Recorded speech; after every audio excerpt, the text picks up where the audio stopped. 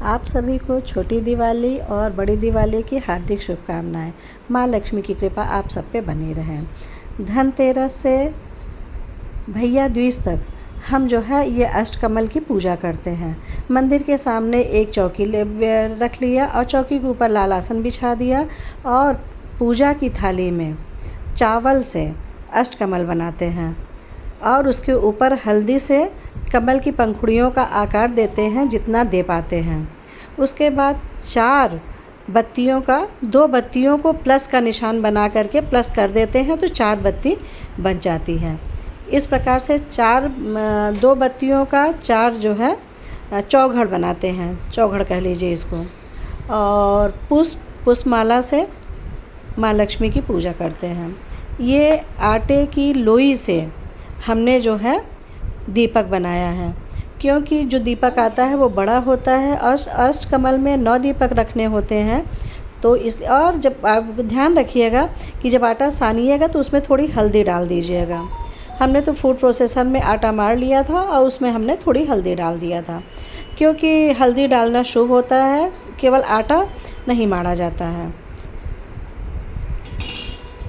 अब हम देखिए शुद्धासन पे बैठ गए हैं और माँ अष्ट कमल की पूजा कर रहे हैं।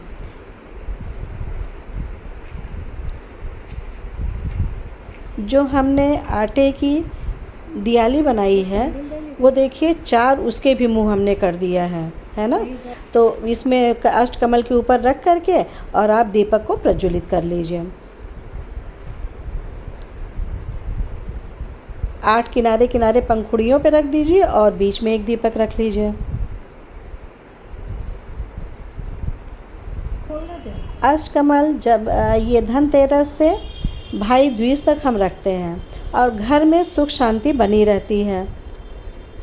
बहुत मन को शांति मिलती है, बहुत खुशी मिलती है, क्योंकि माँ लक्ष्मी तो पधार गई है ना घर में।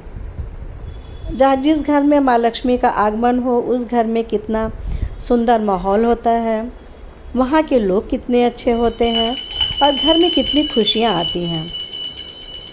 हमने चंदन रोली लगाया, दीपक दिखाया और भोग लगाया।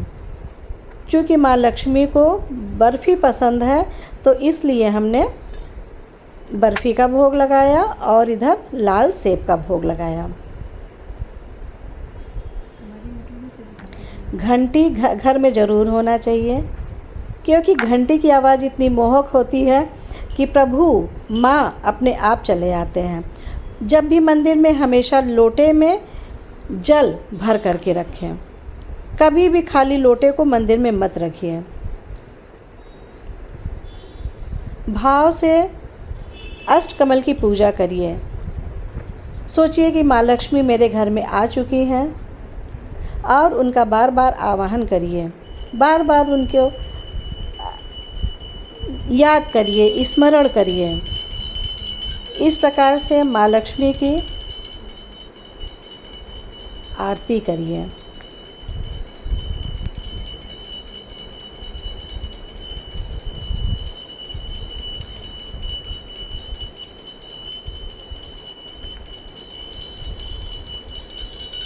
आरती नख से सिर तक करनी चाहिए।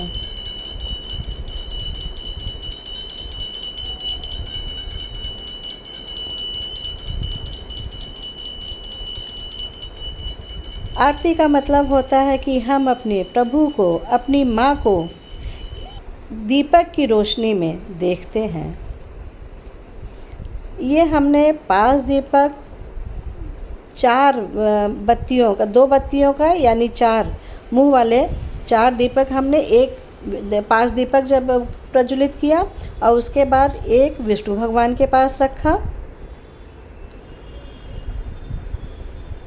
जहाँ लक्ष्मी जी हैं वहाँ विष्णु भगवान को आना पड़ेगा, और जहाँ लक्ष्मी जी विष्णु जी का वास हो उस घर का क्या कहना। अब देखिए हमने तुलसी जी को, चूँकि कार्तिक मास चल रहा है, तुलसी पूजन का विशेष महत्व है। वैसे हम तो साल भर दीपक अगर घर में होते हैं तो प्रज्वलित करते हैं, तो तुलसी जी में भी हमने चौघड़ प्रज्वलित किया। तुलसी माता का आवाहन किया और हमेशा इस घर में वास करें।